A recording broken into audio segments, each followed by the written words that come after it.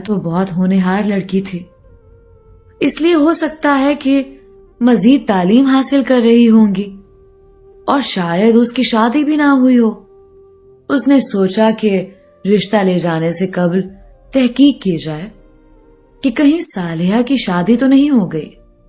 وہ صالحہ کے شہر کی طرف روانہ ہوا۔ اس کا پورا سفر بہت ہی بے چینی سے کٹا۔ صالحہ کے گھر کے قریب پہنچا تو دل کی دھڑکن تیز ہو گئی اور بے شمار خیالات اس کو پریشان کرنے لگے۔ اس نے پوری ہمت جٹائی اور باہر کے گیٹ پر دستک دی۔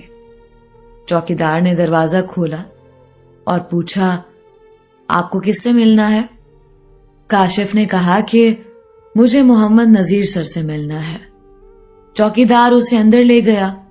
بہت خوبصورت گھر تھا۔ چوکیدار نے کہا، آپ اس کمرے میں انتظار کیجئے، سر تھوڑی دیر میں آئیں گے۔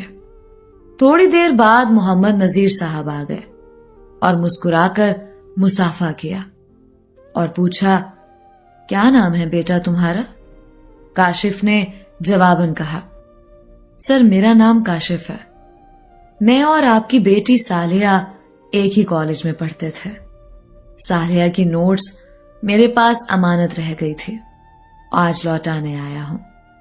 اتنا سنتے ہی نذیر صاحب کی آنکھوں میں آنسو آ گئے اور انہوں نے کہا، بیٹا تم نے بہت دیر کر دی ہے آنے میں۔ صالحہ کا 2 سال پہلے ہی انتقال ہو چکا ہے۔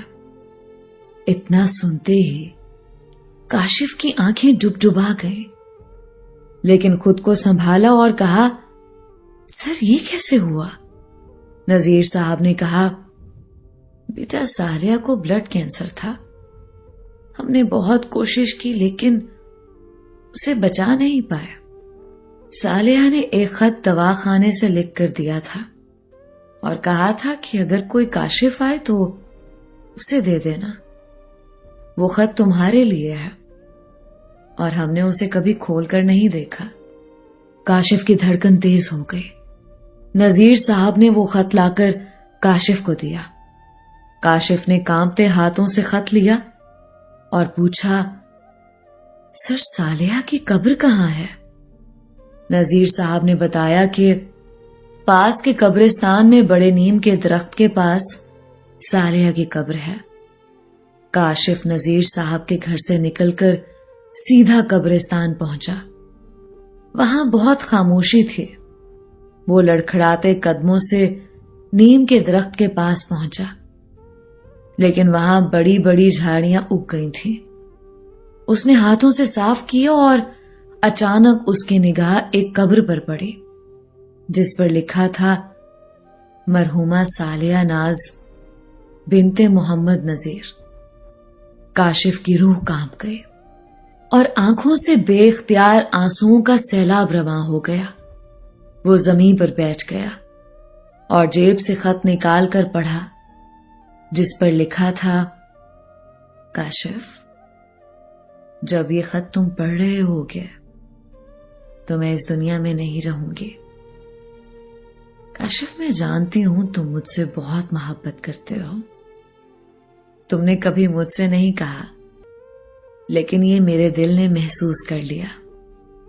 سنو کاشف، میں بھی تم سے بہت محبت کرتی ہوں لیکن میں مجبور ہوں، مجھے بلڈ کینسر ہے، میرے پاس زیادہ وقت نہیں۔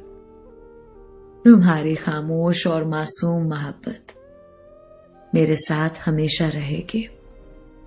سنو کاشف، مجھے معاف کر دینا، میں تمہیں کبھی بتا نہیں پائی کہ مجھے تم سے کتنی محبت ہے۔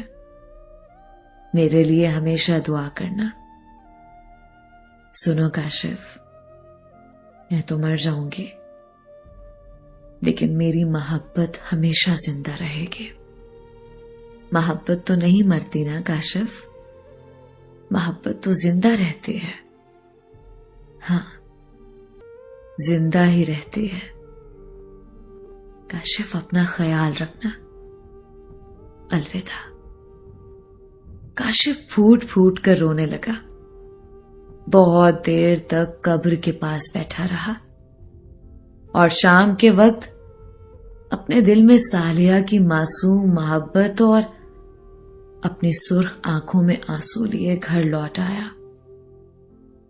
دوستو، یہ تھی صالحہ اور کاشف کی معصوم سی محبت۔